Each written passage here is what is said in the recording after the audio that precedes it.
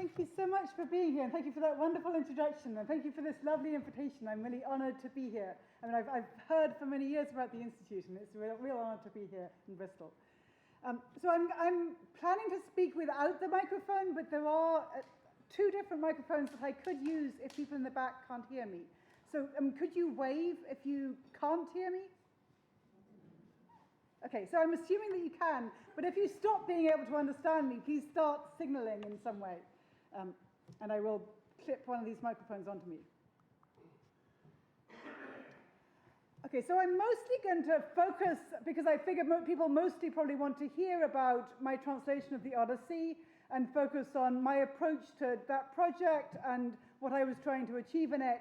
I'm going to sort of try and tease out some of the things that I think are at stake in retranslating an already much translated ultra-canonical text into a language where there already exist many other translations. And tease out both sort of practical, vitally and poetic questions about that, interpretive questions, and what's theoretically at stake in what is translation anyway, how has the translation fit into the tradition or to reception. And then I'm going to talk a little bit at the end about the reception of my translation and about a little bit about my other translation projects, but that's going to be shorter at the end. I'm going to try and leave time at the end for questions because I would love to hear from you. So if there are things that whatever I say rouses questions in you, please do ask them. I would love to hear from everyone at the end.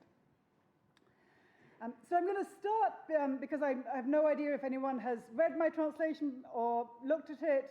And I think also any text, including any translation, can be experienced in its fullest way by reading out loud. That's definitely a dimension of the text that I was very conscious of in creating this translation of a poem based on an oral tradition.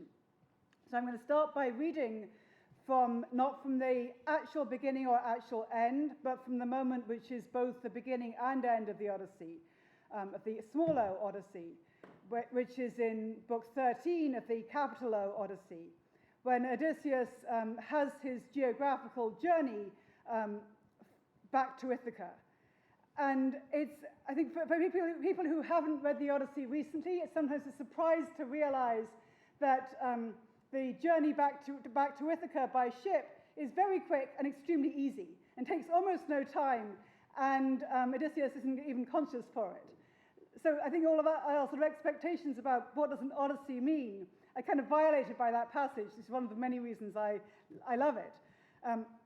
He gets swooshed back to Ithaca in the magical self-steering ship given to him by his kind hosts, the Phaeacians in the land of Scheria, which whooshes through the water miraculously fast. And of course, this also clues the listener or reader into the fact that nostos, or homecoming, might mean more than just getting to a particular place. A sound, sweet sleep fell on his eyes, like death. He did not stir. As 4 fine stallions rush at the whip and race their chariot across the track, heads high, an easy canter, so was the ship's prow raised. The seething waves of sounding purple sea rushed round the stern as she sped straight ahead.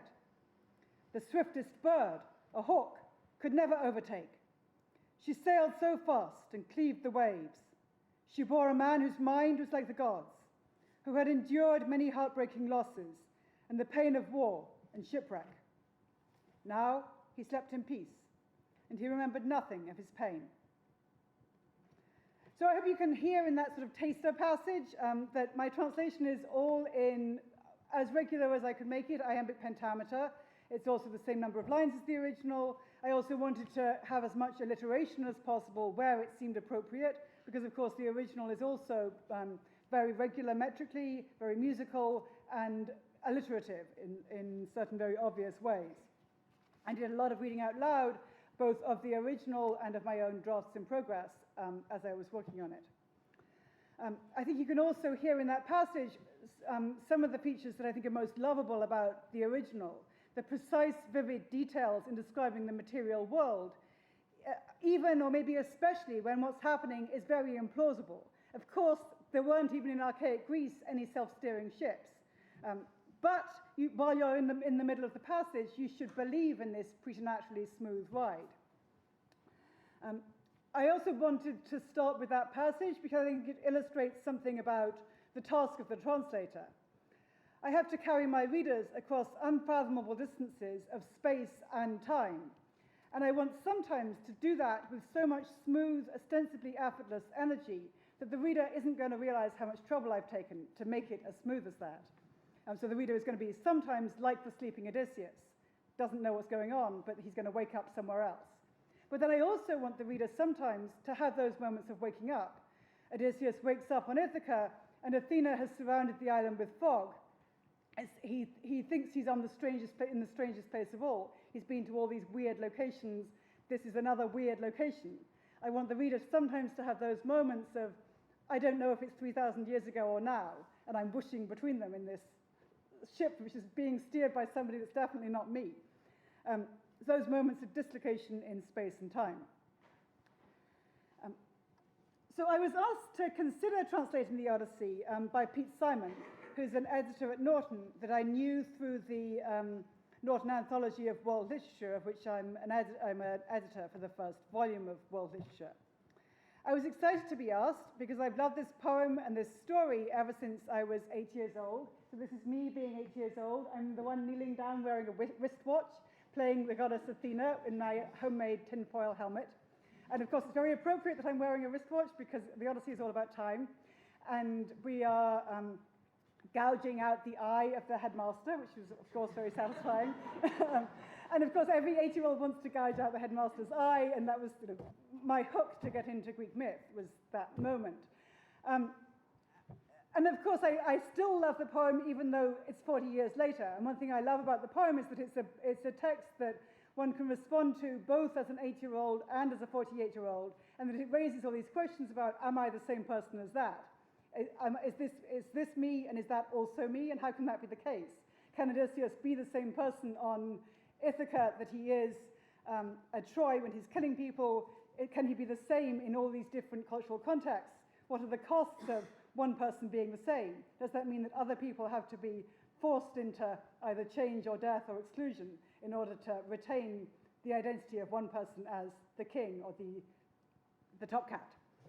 And I love all kinds of other things about the Odyssey too, some of which were not accessible to my 8-year-old self who was just doing the C of E production version. I love, as I was already hinting, I love the sound of Homeric Greek. I love the metricality, musicality, the precise, vivid details. I love the way it deals with these questions which are so culturally current in our society, questions about exclusion, community, cultural difference, proto-globalization, and also these sort of universal questions about imagination, grief, recognition, what do you do about people who aren't like you, which maybe is everybody, and then the material details of the food, the clothes, the space, the boats, the trees, and then at any moment there can be a goddess, that it's both very real and very magical. But of course, wanting to keep on rereading the Odyssey in Greek and studying it and wanting to keep on teaching it, and maybe write about it, it's very different from thinking it's worthwhile to spend 5 years of my life, it was going to be 5 years of my life, taking on the project of creating a new translation. So why would I do that? I hesitated when I was asked to do it, and I thought probably the right answer is no. Because, no, I shouldn't do this, because there were so many out there already, and many of them are very similar to each other. So the Odyssey has been being translated into English for 400 years. The first is a really great one by George Chapman, the wonderful dramatist, poet. But for the first 200 years of Odyssey translations in English, it was very restrained. There were less than 10. And then for the last 200 years, there's been almost 70, and the pace keeps going up and up and up. There are more and more and more of them, because of course there's a particular market, especially in the US, for retranslations of the texts that are on the Literature 101 kind of canon. I didn't think it was worth my time to do, or worth the publisher's energies and time to retranslate, unless I felt I could do something different from what was out there, unless I felt there was some particular kind of intervention I could make and a particular thing I could do that would offer something both authentically engaged with the original and different from what's there.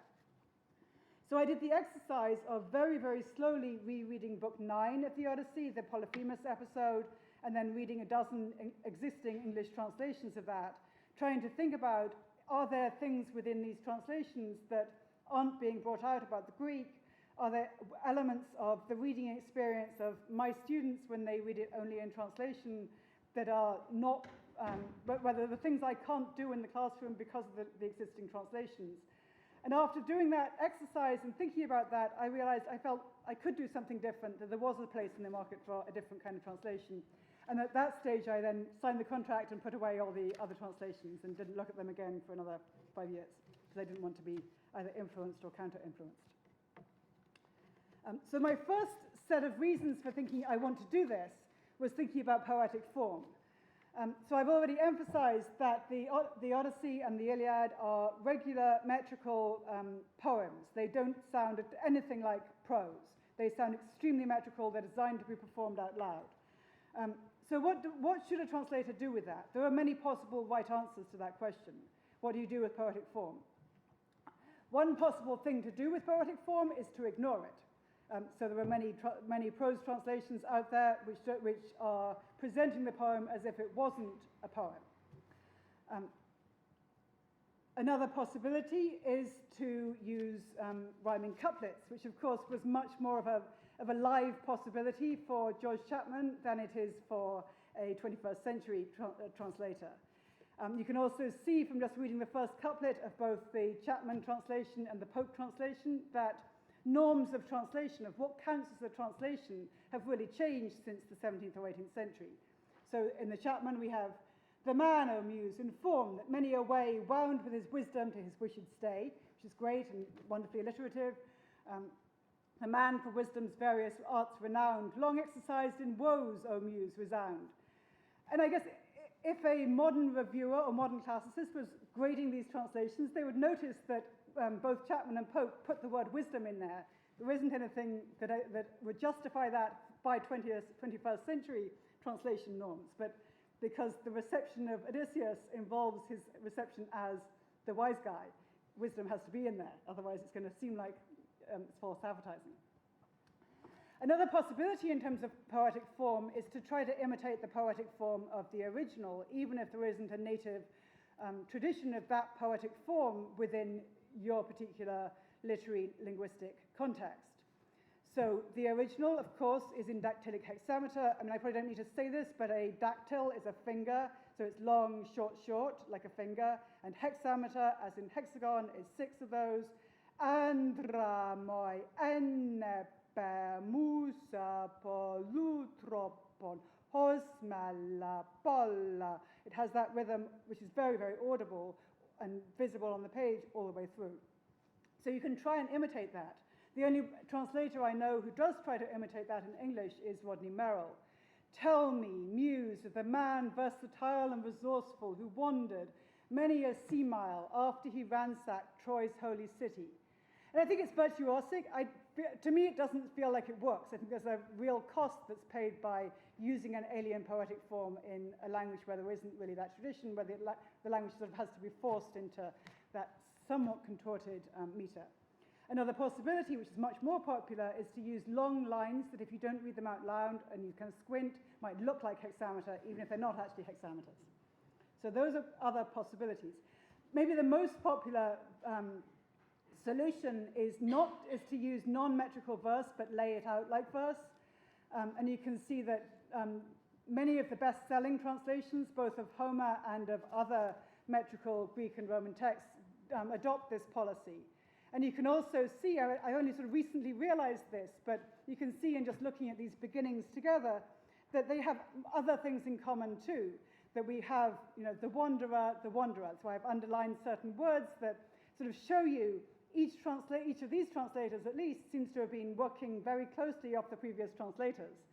Rather than putting the translations away, they're really looking not just at the Greek, but on what did my predecessors within English translation do, which then also makes me sort of realize that even though I was saying there are almost 70 translations out there, Many of them are quite similar because they're building on each other so much. So it's a kind of closed world.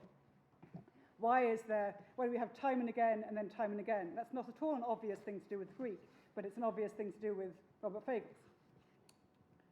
So I didn't want to do any of those things. Instead, I wanted to use a very regular iambic pentameter to signal, even to the reader who isn't thinking about it at all, that this is a verse that invites reading out loud, that's in the meter of Milton and Shakespeare and Robert Frost and whoever else we want to gesture towards as this is metrical English. And it's the flexibility that's there in blank verse in English, I think is there for dactylic hexameter within archaic Greek, and isn't really there in the same way for any other verse form that you can choose that has both regular rhythm and a clear signal of it could be conversational, it could be grand, it can be any register in between. Okay, so then the other big formal choice that I made from the start was to choose to limit myself to the same number of lines as the original. Another, I guess, quasi-formal thing that I was very conscious of in looking at other translations was that for Homer, but this is true for other authors as well, it's true for almost any language pair you can think of where one of the languages is more highly inflected than the other, that translations tend to be longer than the original. Of course, a translator is always going to be aware that this word in this language doesn't have any exact corresponding thing within my language. I could do it 100 different ways. So let me just put down 3 different things to cover all the bases, and then I'm safe. But you're safe only at the high cost of having messed up the pacing. So you then end up with a translation that's half as long again as the original, which is then going to have a plodding feel, which might not be there in the original. So it seemed to me that that compulsive, I want you to tell me more, tell me more, tell me more, that the story keeps on going, is really there for me in reading the Greek and isn't there in the same way for a lot of translations. So I wanted to try and force myself to honor Homer's rapidity. And I felt like the obvious way to do that is to make sure I'm not adding in any extra lines. An issue that comes up for every translator of Homer is what to do about repeated elements. And this is a really tough kind of issue, I think. The Homeric poems, both the Iliad and the Odyssey and the hymns too, are very, very repetitive because they're based on oral tradition. Oral cultures in general value repetition. Repetition is more or less the only technology for preserving linguistic memory if you don't have the technology of writing or digital recording. How do you know what your great-great-great-great-grandmother said or thought or believed unless you have repeated phrases? Whereas in a highly literate culture like ours, repetition, especially repetition on the page, I think has a very different set of meanings. It can suggest this is a lazily written text full of phrases that the author hasn't bothered to think about, so I'm just going to skip. And that isn't the signal I want to send to my reader whatsoever. I don't want the reader to skip anything. Or else it can mean she's Gertrude Stein, Gertrude Stein, Gertrude Stein. And again, that's not what the Homeric repetitions signify whatsoever. So it seemed to me in sort of experimenting with how much repetition can I keep, how much repetition can I not keep, I felt I could have some repeated elements, and I did have some repeated elements. I have dark, quick ships, which are then go on being dark and quick, the wine dark seas are wine dark seas and wine dark seas, there's bread in baskets, and so on. But I also wanted to have some elements where I would mix things up and change elements which aren't necessarily changed in the original. So for instance, I want the reader to pay attention to every dawn in the Odyssey. There are something like 20 repetitions of the famous line about rosy-fingered dawn. As I said before, the Odyssey is all about time.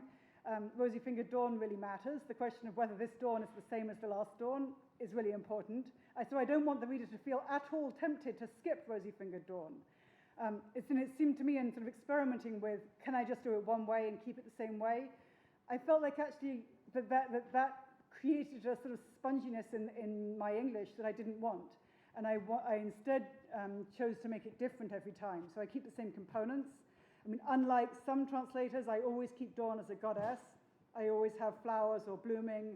I always have fingers or touching, but then I mess up I mess around with the ways that those components get put together, which was really fun to do. So the questions about verse form that I've already talked about are related to larger issues about style. I was aiming, in general, to write as well as I could, because I think a great poem, if possible, shouldn't be turned into a terrible one. I was also aiming for a readable, clear register, avoiding archaisms, foreignisms, and high rhetoric as much as possible, because I didn't want it to be archaic just for the sake of it. Just because it's very old, that doesn't mean it should be in oldie-timey English, which is not the same as Greek, in fact. My translation has sometimes been labeled as either modernizing or domesticizing or colloquial. I think those labels are only part of the truth, even apart from the fact that we don't usually speak iambic pentameter all the time. I wanted to have other signals that this is a language which is both, has this illusion of naturalness, but it's an illusion. I wanted the reader to have both those awarenesses. So for instance, I also avoided all contractions like doesn't or don't, to have a register that would be very much reminiscent of real speech, but not actually the same as real speech. Homeric Greek is a weird language. It's a language that nobody ever actually spoke, which is again a legacy of the oral tradition. So it's a Greek that comes from multiple different dialects smushed together from multiple parts of the Greek-speaking world. Of course, there was no Greece back then, and also multiple different eras, because it's a poetic tradition that evolved over many centuries. So how exactly do you replicate the particular oddities of that language? I think, in fact, there is no possible way to do that. One possibility would be to recreate this sort of fake traditional English by using a mix of Chaucerian English, Glaswegian, Cockney, California, and just sort of push it all together, and it would be fun to do for me, but it would not necessarily be fun for the reader, and it would also mean that I couldn't do anything else. I wouldn't then be able to create an immersive story with characters you care about, because all the reader would be getting would be, that's kind of cool, she used a South African dialect word there, and that, which isn't the only thing I want the reader to get out of it. So instead of that, I wanted to have a register of English that was mostly very clear and accessible, so that even the kids who are forced through it in 9th grade or high school are going to be able to get it, but that also there would be some linguistic surprises. So I wanted to have some moments when the reader would be like, would realize this is a little bit less colloquial or a little bit more colloquial or just a slightly different register than you might have thought before, as a sort of nod to, there's a lot of linguistic range in the original, far more linguistic range than my translation can entirely do. So all of the things I've talked about so far are sort of circling around the questions of what even is equivalence in translation. This is a very much fraught question within translation studies, translation theory, and I'm certainly not, within the 3 minutes that I'm going to spend talking about it, going to answer all those questions. But I guess what I'm going to say is that it's both a very interesting theoretical question about which taps into philosophical questions about what is meaning, what is reference. But it also requires, I think, different pragmatic responses from the translator, depending on the particular group of readers' horizon of expectations, which are going to be different for different translated texts, translated literatures. In the case of modern novels, I think there's definitely an expectation among North American and British readers that a translation is good insofar as it masks its status as a translation. So there's an idea that you want to read The Girl with the Dragon Tattoo, and you want to think, I read that book, I didn't read a translation of it. I read it and it was forgettable, and I move on to the next potboiler. Whereas if you're reading a ultra-canonical ancient text, you have a totally different set of expectations. So one of the big things that many translation theorists say is we should move towards translation should be foreignizing, because it should honor the difference of the original. The original comes from a different alien culture from our culture. I think that doesn't work in quite the same way when our expectations are as they are about Homer. This is going to be different in these very specific and very predictable, stereotyped kind of ways. I think if we already have a particular set of expectations about how is Homer different, then if we just make Homer different in exactly the predictable ways, then it's kind of like putting on a stereotypical foreign accent for a particular character. It's actually kind of offensive rather than honoring. So I think on the one hand, we expect ancient epic is going to be ancient, and that must mean it's going to be in oldie-timey, kind of awkward, unreadable, unidiomatic kind of English. And again, as I said, I don't think that's the same as ancient Greek. It's just weird English, or bad English is not the same as good Greek. And then on the other hand, we expect ancient epic is going to be epic, which must mean it's going to be very macho and bombastic, and it's going to go ... exclamation mark, or else it's going to be submiltonic, or maybe more commonly sub-Whitmanesque. It's going to have that I'm a guy telling you about all the heroic exploits of the hero's journey kind of vibe to the style, which again is not, in my opinion, at all what the Homeric poems feel like. Homeric poems have nothing to do with Whitman and have nothing to do with Milton even. And so I wanted to try and create a poetics that wouldn't feel either archaizing in the predictable ways or epicizing or heroizing, again, in the predictable, standardized ways. And what I'm saying here is not those are invalid interpretations. It's not that there's no element of machismo in Homer, or not that there's no element of the archaic in Homer. I just think that those are interpretations that are already extremely dominant in our culture, and there's room for other possible interpretations. So this is also circling around how can we make the process of translation, the process of interpretation more visible. I think even beyond the translation of ancient Graeco-Roman texts, many people, especially in the Anglophone world, because of course English is the hegemonic language of the global modernity, people are accustomed to taking for granted the debatable binary that translations are either literal or loose. They're either faithful or they're poetic. So it's like this, right? This is Hercules standing at the crossroads. So the guy in the middle is wearing not many clothes, is Hercules. The lady on the ground wearing slightly more clothes than Hercules, but fewer clothes than the other lady, is Pleasure. She's the wrong choice. Shouldn't go with her. Instead, he should go for the healthy hike up the mountain with Virtue, who's signaling go for the hike up the mountain. So I think we very often have that idea in our heads about that's what translation is like. You either choose the beautiful, pleasurable one, but it's all lies, or you go for the healthy hike and it's really unpleasant, but you're doing the right thing and you can feel like you've done something authentic. And I don't think that's actually at all what the choice is like. I think it's much more like this. I mean, this is the artist Cindy Sherman. These are all self-portraits. I could have given you 500 more self-portraits of Cindy Sherman by Cindy Sherman. They're all different. They're all truthful portraits of her. Of course, with any rich literary text like the Odyssey, there are many possible ways to read it, and therefore also many possible valid ways to translate it. So I think the choice is not, do I tell a pretty lie or do I tell the truth, but which of the many true facts about the original do I want to emphasize in this particular cultural moment within the particular resources that I have available to me, either as a writer, as a poet, as a scholar, as an English writer. One of the most important truths I wanted to tell about the Odyssey is that it's fun and easy to read. Once you're good at Homeric Greek, it's not at all difficult. It's a gripping human story, told in beautiful, regular, musical language, with a very clear, very simple syntax. It's not at all focused on subordinate syntax. It's all this, and then this, and then this, and then this, designed to be readily comprehensible by illiterate audiences receiving it out loud. Obviously, it's not designed to be read with footnotes. It's not the wasteland. Another essential truth, which in a way is, there's a tension between these two truths. It's both simple syntactically and very complicated in terms of the kind of social, ethical, human story it's telling. It's both those things, both simple and complicated. And it's also polyvocal, multivocal. It's not just one man's story, but many people's story. I've seen from teaching the poem that there's a tendency, at least among American undergraduates, you guys are probably completely different, but at least among American undergraduates, there's an idea that you impose the modern superhero narrative onto the Odyssey.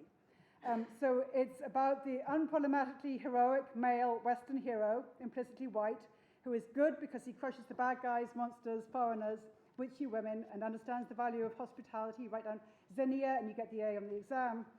The story has a happy ending because the good guy gets back with the objectified wife and regains all his wealth and all his slaves, so it's a nice celebration of family values, consumerism, patriarchy, war, superiority of normal male white people over foreigners and girls. And I don't think the Odyssey is as simplistic as that. I mean, I still love this poem, even though I'm not 8 years old anymore. And I think it actually is a poem for grown-ups, even though on the level of syntax it's not necessarily difficult.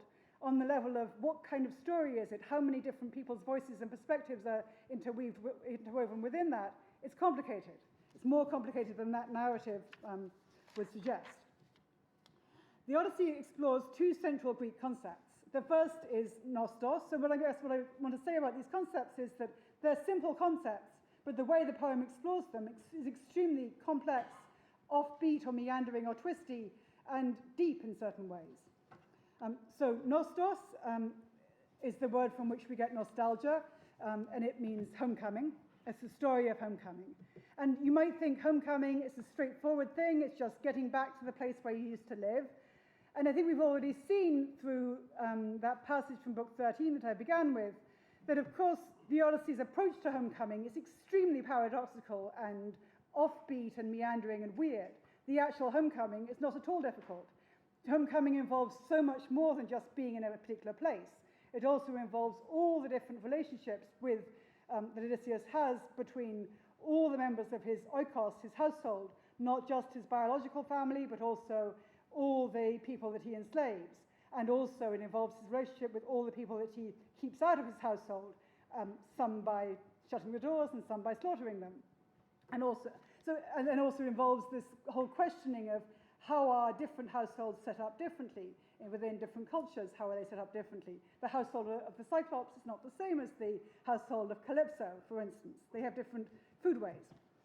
And then the second Greek term that's super important for the Odyssey is xenia, which means the idealized relationship between strangers, hosts, and guests. In this code of xenia, people have a deep obligation to take care of strangers in need. And in giving and receiving hospitality, people form these deep networks and connections across space and time. And of course, it's in many ways an inspiring ideal in times of xenophobia. It's a way of sort of invoking the idea that there's this deep ethical obligation to care for those who don't have a home, to give them a home. But the poem also shows how exclusive the code is. It only applies to elite men. Of course, enslaved people can't travel unless they're being forced from their homes. And women can't travel unless you're Helen of Troy, Helen of Sparta. Kind of bad things are associated with women going on a trip. And then it also is exploring how easily both xenia and nostos can go wrong.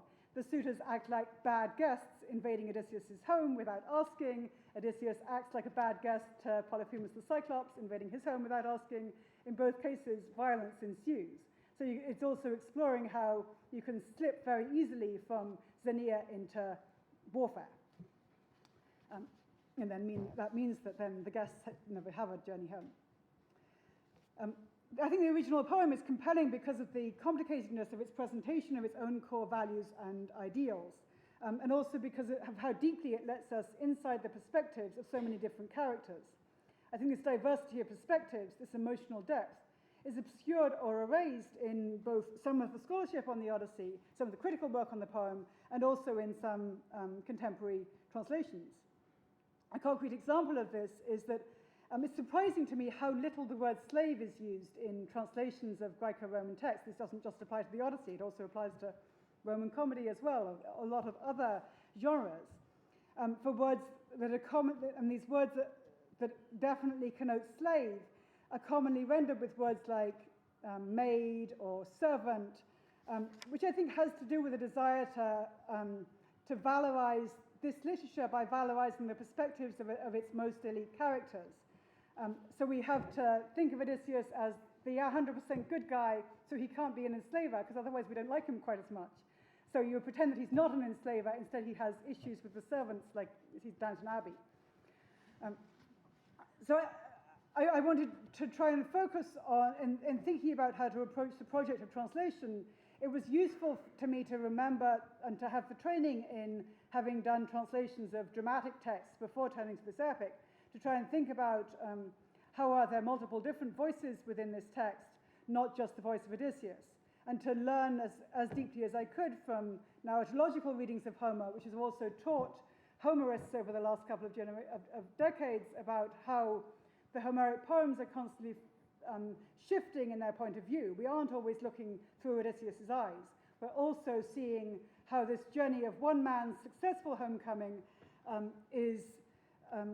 how that impacts all these other people who, as the first lines of the poem emphasize, don't make it back home. So I was going to read my first few lines. Tell me about a complicated man.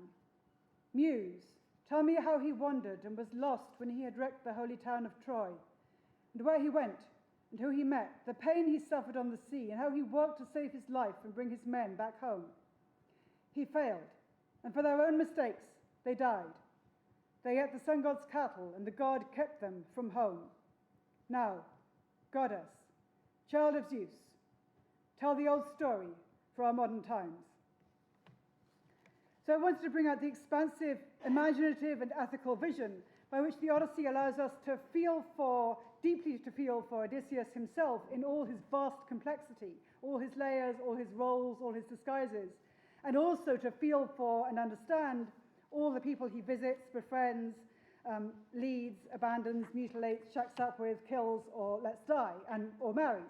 All of those who either don't have a journey home or whose experience of home is entirely shaped by the actions of this particular person. I think as I've suggested, I think there's a tendency in both scholarship and translation to eliminate some of that particular kind of complexity. So, for instance, I've looked at just a few passages of the Odyssey next to multiple translations since publishing mine. One that strikes me is how, in many translations, Calypso, the goddess with whom Odysseus spends 7 years, initially perfectly happily, seems to me in the Greek to be presented as an emotionally intelligent, powerful goddess who has a wonderful speech of outrage at the double standards on Mount Olympus. She's dignified, she's kind of scary in her righteous anger. But then in many English translations, she seems to be presented as a hysterical nymphomaniac, which I think is to do with the false friend of nymph in English. We think we know what that means, so let's import it back onto the Odyssey, even if in fact the term nymph is not at all in the minds of the 8th century audiences. Similarly, I think there's a way that the Polyphemus episode tends to be read in light of modern colonial prejudice against indigenous peoples, and also the modern sort of reception of what do we think a Cyclops is, which then leads to translators presenting the Cyclops as if he's not a human being, whereas it's very clear in the Greek that he is a human being. He's an anthropos. He's a weird anthropos who's larger than usual, and he doesn't eat bread in the way that normal people do. Instead, he seems to drink a lot of milk, which is kind of weird. But there's more than one side to the story. And I think that's the case for any page of the Odyssey that you choose to look at. So I'm going to talk in a little bit more detail about one passage which I think brings out the essential complexity of the Odyssey's narrative, its picture of society, the diversity of its perspectives. So I wanted to apologize both for spoilers, so I've already kind of spoiled the story of the Odyssey, but if you haven't read it, Odysseus does get home, and the poem already spoils it, but if you haven't read it, he does get home. He spends time in disguise with the help of Athena, who's kind of the boss of the whole plot of the poem. She disguises him and does sort of reverse makeover, so he looks like a homeless old beggar. He reveals himself to the trusted members of his household, who of course don't include his wife, and with the help of those trusted members, with the help of the enslaved guys and his son Telemachus, he manages to slaughter all the suitors who've been harassing Penelope, and then he delegates the final set of killings, the murder of the 13 enslaved people who've been claimed by the suitors. Odysseus tells his dopey man-child son Telemachus to hack the life out of the 12 women who've been raped by the suitors with long swords. Telemachus then, for the first time in the poem, shows some initiative and decides that he wants a different means of murdering these women. And instead of hacking the life out with swords, he instead hangs them with rope. And it seems to me, from reading this text multiple times and doing whatever I can to figure it out, it seems to me that final set of murders is presented as extremely different from the murder of the elite suitors. It's presented not as the murder of of fully armed, equal in status, equal in military prowess kind of people. It's, I think, very explicitly presented as this is a murder motivated by a sense of shame. For Telemachus to get back his honor within the household, he needs to do what he's shown he's good at all along, which is shut women up. Of course, we've twice seen him shut up Penelope, but then there's this sort of ultimate act of shutting up these women, closing their orifices forever, which can be done by the rope. I should have given trigger warnings before I started talking about the scene at all, but trigger warnings because it is a disturbing scene. I think it should be disturbing in translation.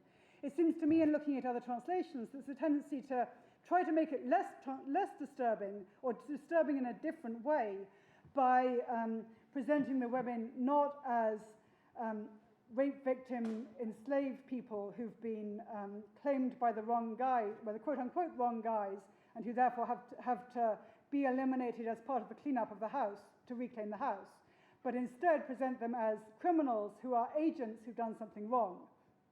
Translators have to do quite a lot of work to impose that interpretation on the text, but a lot of translators that I've looked at are very willing to do that work, because I guess that there were particular motives for wanting to do that. So I'm just going to look at four different questions within translation that arise if you're looking at this passage. And then just in each of these, I want to emphasize that it's surprising to me how much a lot of other translators seem to be trying to shape the scene through the perspective of Telemachus, and to present him as performing some kind of execution of dehumanized criminals, as opposed to he's a troubled young man who's murdering 12 women who also have their own perspective on what it's like to be murdered. So first question is, how do you translate the epithet at the start? Telemachus, right before he commits these murders, is described as pepnumenos. That's not a surprise, because that's his standard epithet. He's 100% of the time he's pepnumenos. It's an epithet whose exact meaning and etymology is somewhat unclear. It suggests something or other about cognitive ability. So Telemachus, of course, comes from a smart family. His dad and his mom are both smart. He has a particular kind of smarts. He has something or other going on in his mind at all times. What exactly is going on in his mind? Is it a good kind of thinking or a bad kind of thinking, or just thinking of some kind? If you say sagacious or stern or thoughtful, then you set the reader up to think, what the thoughtful guy does after this must be good, right? Because the thoughtful person did it, so it must be okay. The narrator thinks it's okay anyway, which is, I think, is not necessarily the case with pepnumenos. Pepnumenos doesn't necessarily say, please don't worry about this, he was thoughtful. Second question is, what do we do with what Telemachus says right before he kills these 12 people? So as I suggested before, I think a lot of translators have this impulse to put in extra words to present the victims as criminals. So Latimer puts in the phrase, these creatures. Fitzgerald, clean death of a beast, trolls, sluts. The Fagles one has, you sluts, the suitor's whores. The Lombardo one has the suitor's sluts, and you can sort of see that, as usual, Lombardo's looking back to Fagles. So I underlined the lines corresponding to that in the Greek, so for people who read Greek, you can see there's nothing corresponding to sluts or trolls or beast or whatever, or creature in the Greek. That's put in there as part of the interpretation that is emphasizing that we're supposed to see these women as criminals or as somehow sexually disgusting. And I don't read the whole scene that way, so I didn't have that impulse. It wasn't that I was looking at the other translations and thinking, I don't like the word sluts, I won't put that in there. It didn't occur to me to do that because I wasn't thinking about the scene in those ways. So third question is whether the simile dehumanizes the victims or the opposite. And in fact, both could be the case. So this passage has a wonderful simile comparing the women to birds. And of course, in antiquity, birds were caught in a net. So the women with the rope around their necks are like birds caught in a net. And so one possible way to take that simile is to say that means that this is not really like a young man killing 12 human beings. This is just like killing chicken, and it's okay because you eat chicken probably. And I think a lot of the way that, so in the Fagles, for instance, we have cozy, grizzly. I think it's a childish language, which then reinforces the idea that it's actually okay. It's like a little animal story. Whereas it seems to me that the other way to take that simile, the other thing that I think is going on in the simile, is that the simile, as so often with Homeric similes, takes you to a different perspective, gives you a different inside view on the narrative. We get to see the point of view of the birds. We know that the birds wanted to go back to their aulis. And aulis is a word in Greek which is used for human habitation as well as for animal habitation. So I think that rather than dehumanizing the women, I think it's humanizing the birds. It's suggesting what the birds wanted, and therefore by extension what the women wanted, was a nostos. And so often the nostos of Odysseus involves the cutting off of the nostos, the tying up of the nostos of other human beings. And then the final detail is what's happening with those moving feet. It seems to me that both the Fitzgerald translation and the Fagles one use that final detail of the moving feet to suggest the murder victims really brought this death on themselves. They were the ones who were dancing or kicking up heels. This is what happens to party girls. They get hanged. So it suggests that the real agent of this horrible scene is the women rather than Telemachus. We don't have to feel worried about what kind of person is he to do this. So I'm just going to read my version of that passage, which I hope is disturbing.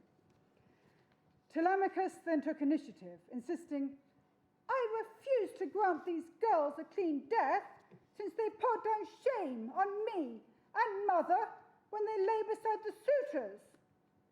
At that he wound a piece of sailor's rope round the rotunda and round the mighty pillar, stretched up so high no foot could touch the ground. As doves or thrushes spread their wings to fly home to their nests, but someone set a trap, they crashed into a net, a bitter bedtime. Just so the girls, their heads all in a row, were strung up with the noose around their necks, to make their death an agony. They gasped, feet twitching for a while, but not for long. So I wanted to try to make sure that it was clear in my English, as I think it is in the original, that the narrator is conscious of how painful and how pitiable these deaths are. And the poem is both letting us feel for this bullied young man who sees this as the only way to restore his honor, and also to feel for his victims. So since that scene is so disturbing, I thought I should, before moving on from the Odyssey, I should read a happier one.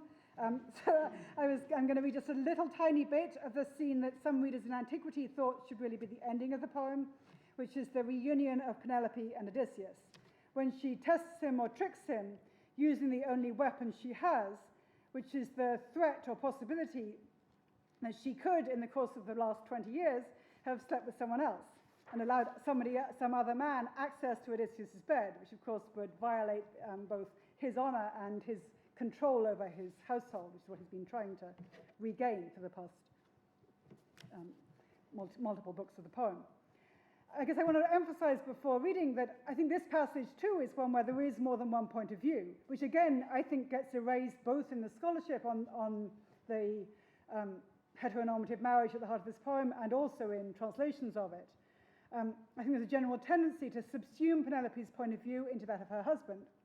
It's got to be a happy ending for both of them, 100%, because women like marriage, it's all great, which I think sort of undermines the way the poem emphasizes how miserable marriage is for Penelope, that the bed means something totally different for each of them. It's the same piece of furniture, and for him it's the bed that I made, and he's constantly using the first person pronouns. I made it, I did this, I'm in control, my artistry, my power, my metis can do everything.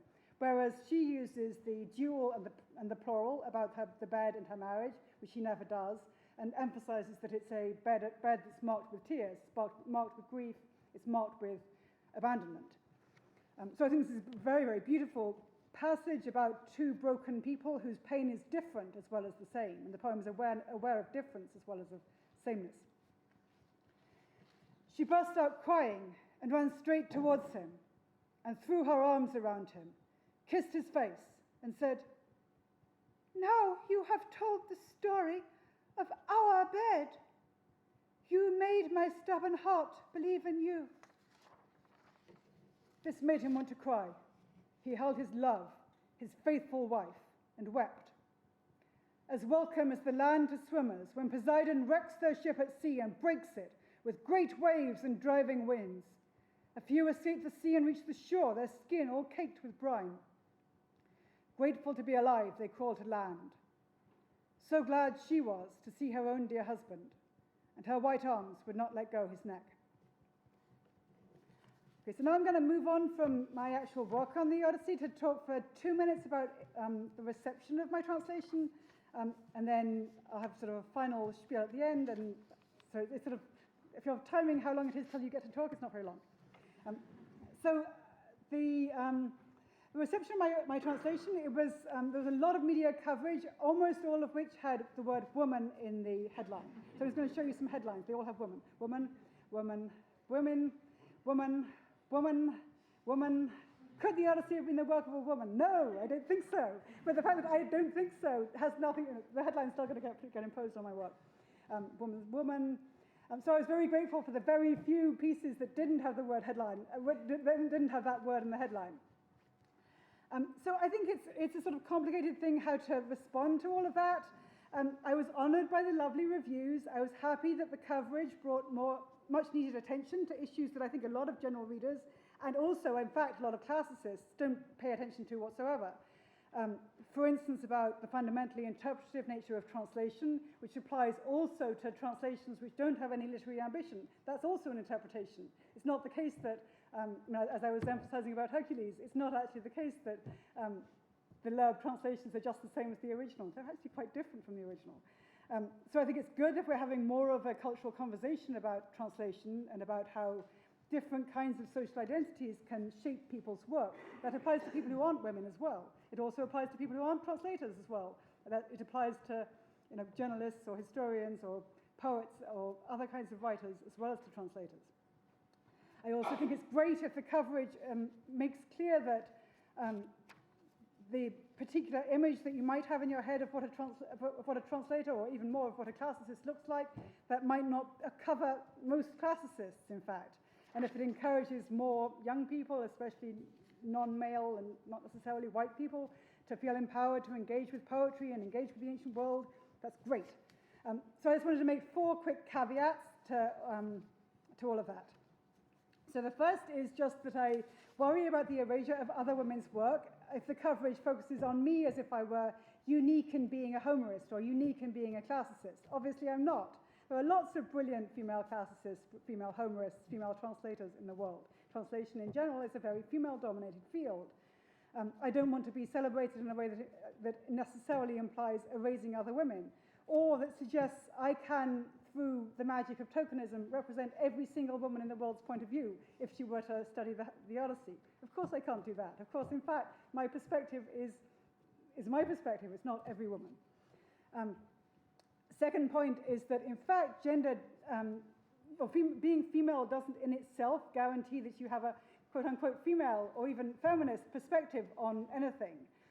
If you look at other translations of Homer by women into other languages, many of them are just as conservative or just as misogynistic as those by men. I don't think you could pick one out of a lineup. I tried, as I was emphasizing in what I was saying earlier, I was trying very hard to be critical and thoughtful about all the different ways that the Odyssey is aware of cultural, social, narratival difference, which includes gender as just one subset of those whole array of intersectional questions. But that perspective, that set of questions, isn't sort of predetermined by being a cisgender woman. Of course it's not. And it would be wonderfully time-saving if just being born a woman would enable you to be wonderfully critical about all that stuff. But in fact, you have to read quite a lot and think quite a lot before you get there. Third issue is that men have gender identities too. And I think it's a problem. They never, ever seem to get asked about them. I've read some interviews, after being interviewed multiple times about my translation of this epic poem. Whoa, how did you do that? I've read some interviews with previous translators of Homer, and it was very striking to me how interviewers of Robert Fagles or Robert Fitzgerald never said, you must really like the male characters. Tell us more about how you relate to the male characters. And it must have been a really epic task for a man to do that. And I think it would actually be great if interviewers would ask both male writers in general, not just translators, about how does being a man affect your work. But they should really stop doing that to women. And then the final thing is that I think it's the wrong headline. I think the press coverage was wrong to make Emily Wilson as a woman into a surprising thing about me. The surprising thing is really about the field. It's surprising that the translation of ancient Greek and Roman texts into English specifically is so old white male dominated. That's not the case, as I have already suggested, in France or Italy and in a number of other European languages. It's not the case for literary translation in general or translation more generally. It's also not the case for Homeric studies more generally. So why is it that this particular subset of the intersecting fields of translation and classics is extremely male-dominated, not just for Homer, but more broadly? I think that's the question that we should be studying, rather than get Wilson to comment on being a woman again. I dream of the day that there will one day maybe be just as many English, terrible, badly written, clunky, thoughtless translations of Greek and Roman classics in the Anglophone world by women as there already are by men. So before opening up for questions, I just want to make a final point about translation in general, which is that I think it's very hard to talk about translation in general. I think in general, you want to be different every time. I was emphasizing already with the Odyssey that I wanted to make sure that my voice for different characters was different. My voice for a particular passage, a particular mood should be different. It shouldn't feel the same all the way through. The original doesn't, so my translation ideally shouldn't. That's even more the case, or fortiori the case, for moving from one author to another or from one text to another. I mean, part of my sort of absolute awareness that I don't want to make Homer sound bombastic was my awareness that I did want to make Seneca sound bombastic. And I think Seneca is a much more bombastic writer than the Homeric poems are. I think a responsible translator should try to be responsive to stylistic and tonal difference. And of course, that work has to be done text by text, case by case, word by word, scene by scene, character by character. And the reason in performance, I sort of try to ham up the degree of difference that there might be in different characters by putting on my queen voice for Penelope, but I want some element of that to be audible on the page as well. Right now I'm working on my translation of the Iliad, which I didn't have as much time to talk about as I'd like to, but I want to emphasize just in the last minute that I definitely don't want it to sound exactly the same as my Odyssey. It's a much more intensely claustrophobic poem, and I'm just going to read as a taster before I finish the beginning opening lines of the Iliad, and you can see that these opening lines, like the opening lines of the Odyssey, the proem of both poems, show this hint at the subject. It's about the terrible deaths caused by male anger, male aggression, male desire for status or for a name, as well as the mysterious wishes and actions of the gods, in this intense plot where it's not clear where one action ends and another begins. How does one thing cause another? That question of what is a name and how does one thing cause another, those are already laid out for you in the beginning of the Iliad.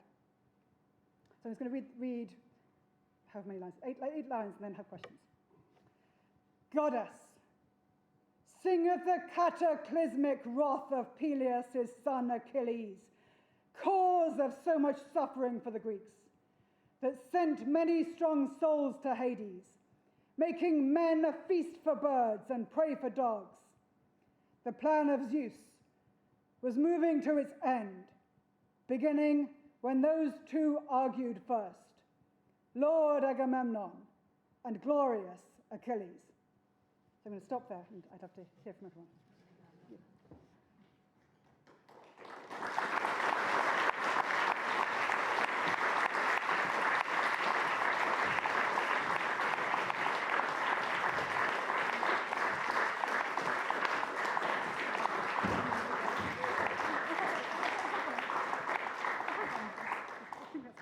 Thank you very much, Emily. So Emily is very keen to hear from you. This is a public lecture, and so we want to hear what the public have to say. We're going to try and proceed again without a clunky mic, so put your hands up and then speak loudly. And if we can't hear you, we'll let you know.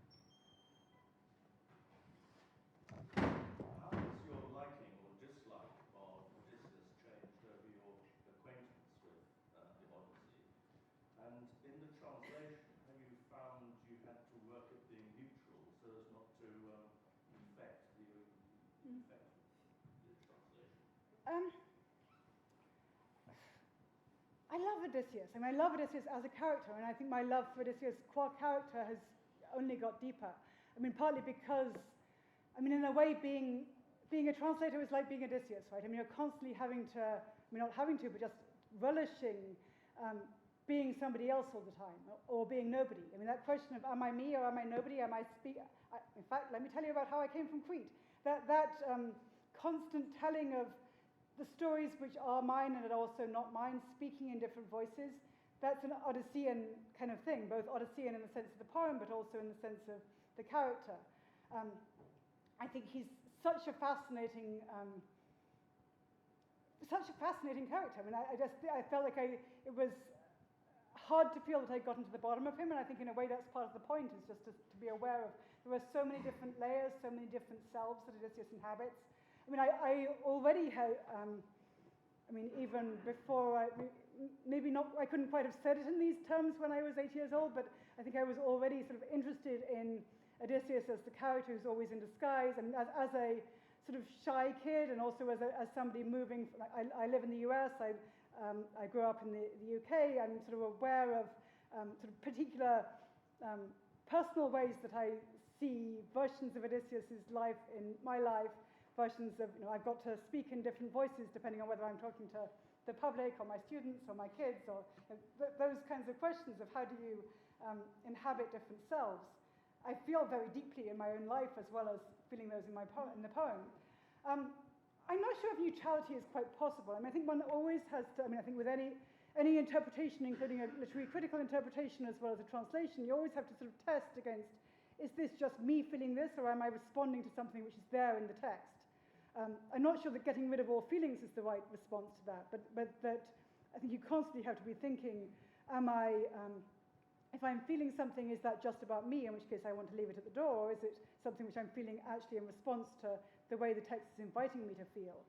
And I think both the thrill and the discomfort that was there in my response to Odysseus and to the elements of me that are Odysseus, I feel like that's there. I think the whole way that he's presented as extremely unusual compared to other Homeric characters is definitely there in the poem. I'm not sure if I mean, in a way I want my delight in Odysseus to get across. And if that also means that I'm bringing out that he's not in any obvious way a good guy, I don't think that the poem at all presents him as an obvious good guy. He's clearly not. But I don't think that we should be constantly sort of grading him about how good he is either, or how bad he is. I'm not sure. I mean, that question of neutrality is a really difficult one, I think, which again, as I said, I don't think that's just one that applies to translation. I think it applies to all sort of professional responses to literature, right? That if you're trying to present to your students what is this text about, or present to a scholarly readership, I think the scholarship on this has distorted this particular element in that poem. It might be that I have some personal investment in that, or I might not. I mean, but I'm not sure that having some particular feelings about that poem, does that rule you out as a commentator? I'm not sure if it does. We probably do have feelings about poems, usually. If we're good readers of poems, we probably have feelings when we read them.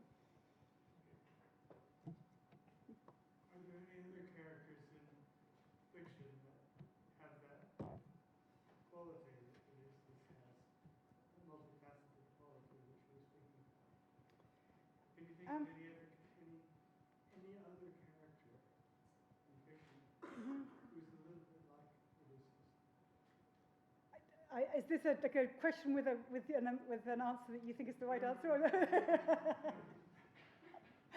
It's a good question. I just couldn't think of anything. I think the degree of multifacetedness is kind of extraordinary. I mean, I think it's one of the many ways that Ulysses is a very different kind of text from the Odyssey, is that Bloom is, of course, extremely single-faceted in certain ways, and he goes through external and linguistic differences, but within himself we know who he is at his core. I feel like there probably is a good answer to that. I've never been asked that one before. I have not got a good answer to it. I don't know. Probably about 3 hours from now I'm going to come up with a good answer. But I'm sorry, I can't do one right now. Does anyone else have a good answer? I feel a bit intimidating in a company like that. I'm just a biochemist. But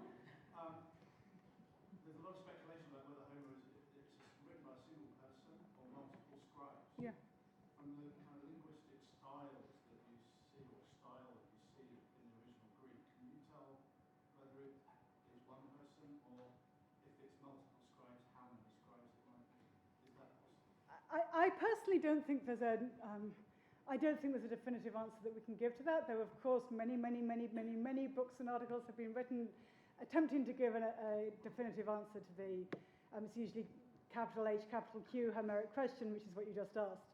I mean, it seems to me that no matter what we think the process of composition was at the moment when the whole poem that we call the Odyssey, which is a written text, when that came into being, whether it was one person or whether it's one oral poet who became literate or an oral poet working with a scribe or some group of people, they were certainly drawing on many centuries of prior poetic tradition development. So in that sense, it's sort of unarguable that it's multiple people. But it might have been that there was one person at the end of that tradition who put this massive thing together that couldn't be performed, as a half-hour after dinner kind of performance. And of course, in most contexts, presumably bits of this whole cycle of legends about the warriors at Troy, as with other oral poetic traditions around the world, the normal thing is to perform in any single session some bit from the whole cycle with an awareness that you could choose a different bit tomorrow, you could tell a slightly different bit of that version of that same thing on another day, and so on. So then, I think they is always going to be the right pronoun for Homer, even if we do think there might have been a single person at some point or other who made it into the written poem we have. Even if there was an individual who did that, even if that individual was the same for the Iliad and the Odyssey, those are all very big ifs. It still doesn't follow that that individual was an author in the same sense that Jane Austen was an author, right? Because Jane Austen wasn't drawing on a long oral tradition to come up with the tropes from which she selected the particular witticisms that she puts in her novels. She actually made them up out of her head, and so it's very different. Hi, thank you. That was so interesting. I was just wondering, you spoke a bit about sort of foreignizing and how the traditional foreignizing methods might not work with Odyssey. I was wondering if there were any specific ways in translation that you tried to draw attention to the distance between you and Odyssey, in a way that we might not normally class as foreignizing.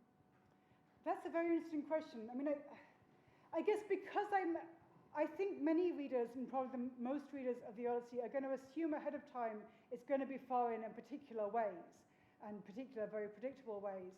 I don't want to confirm stereotypes like that. So I don't want it to be foreign, to feel foreign in quite that way. So I want the reader for a while to be lulled into this is more familiar than I thought, before getting the shock of, wait, they're sacrificing bulls to Poseidon? Where did that come from? Or, this is the navel of the world. What kind of image even is this? So I want the reader sort of to feel already immersed in the poetic texture and imagined world before having those moments. I guess I was sort of trying to hint at this in my slide about weird words. I mean, that I want there to be some moments, not necessarily I'm not necessarily always in that direction. I mean, maybe I used the word ossifrage, and I was glad to get it in there. I like that word. It's a weird word. It's not necessarily an archaism, but it sort of says this is a poem which could include a word you don't necessarily use in everyday speech. And it could also include phrases that might seem either slightly dialect or slightly more colloquial than you thought, or slightly more current than you thought, as well as words that don't feel quite that way.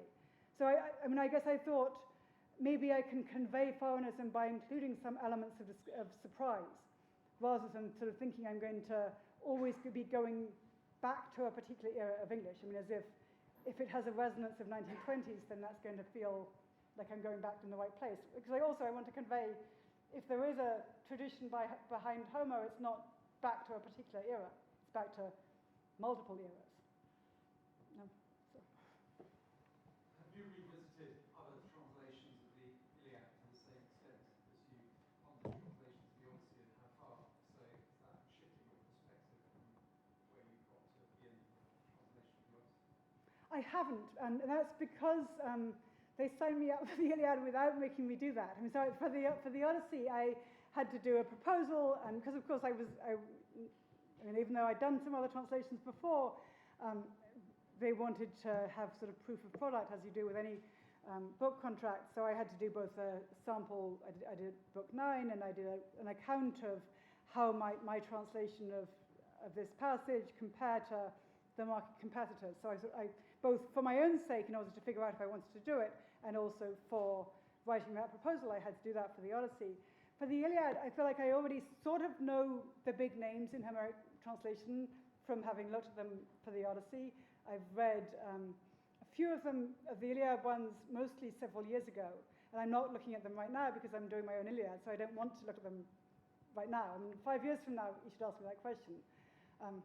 But I think that the whole landscape of English Iliad translations is quite similar to the landscape of English Odyssey translations, because very often it's the same customers who do both.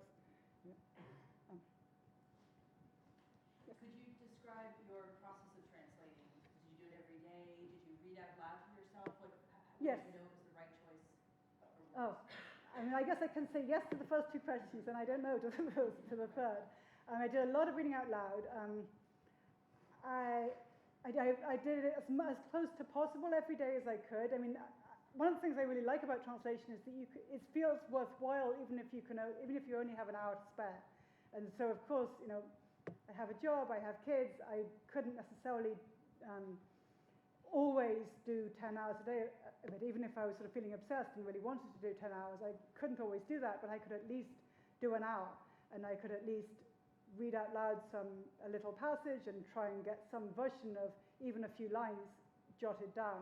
So I mean, usually what I do is I do some reading out loud of the original. I usually do some double checking of words in dictionaries just to try and see if I totally know where else is that word used, what can I learn about conversations. And then I do a draft in a notebook by hand, and then I do some crossing out and changing things, and I do some reading out loud of whatever version I've got to after doing some crossing out and changing things, and then I realize I don't like the sound of it, and then it's time to go pick up the kids, and then I try again tomorrow. So I do, and then at a later stage I write it up on my laptop, and then I do a whole other, usually 3 or 4 other rounds of revision. So I also, with the Odyssey, once I had a draft that I was pretty happy with of a completed book, I would send it to my editor at Norton, who doesn't read Greek, but he would read it very carefully. He's a good reader of English sentences, and he would sort of pick up on any sentence that didn't feel idiomatic in English and sort of note that. And sometimes I wanted to keep it, but sometimes I didn't. Sometimes it was just that I was foreignizing, but not on purpose. And I wanted, if there was any foreignizing, I wanted it to feel deliberate, that I'd actually made a choice about, am I going to throw the reader off in that particular way or not? I didn't want it to be just lazy foreignizing.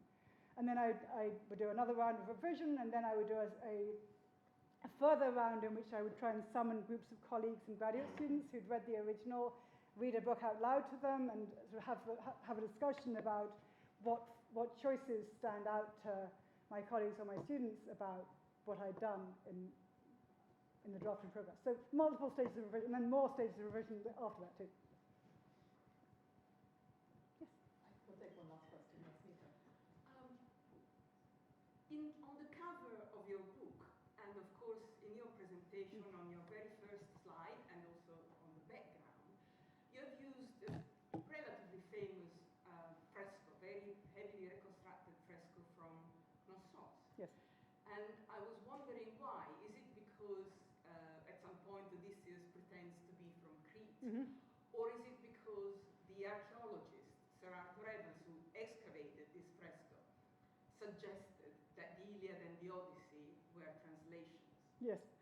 Yes, I mean, I think the second thing is extremely, I mean, yes, he did suggest that. I don't think it's particularly plausible, but the editor at Norton suggested this cover, and I think it's great. I mean, I really like it, partly because it's a reconstruction, partly because I was already talking to some people earlier about how I didn't have a fixed view about what I wanted for the cover, beyond that I very much didn't want it to be a boat, because almost every translation has a boat on the cover. And I think that sort of gives this, in a way, very misleading picture of what the Odyssey is about. It's not actually primarily about being on a boat. It's primarily about relationships. And I think this cover sort of says that in a way that putting a boat on there doesn't say that. I like that it's anachronistic in the wrong direction. You know, it's an image that's earlier than the poem rather than later than the poem. Of course, most classical translations have later than the poem imagery. I like that it's, you know, It's both. it's both, it's also It's reconstructed. early, but Yes, also it's also late because it also, and I like that it, you know, in the image that we have, it has the gap and it has the reconstruction. And so it's also sort of raising those questions about which bits are Emily Wilson and which bits are Homo, and how can you possibly tell? You can't necessarily, and yeah, I kind of like that. And also I like that, as you say, Odysseus, when he tells all his false autobiographies, he always says he's from Crete. So I think it also sort of poses that question of where is this poem from? You may say it's from Crete. That's actually a lie.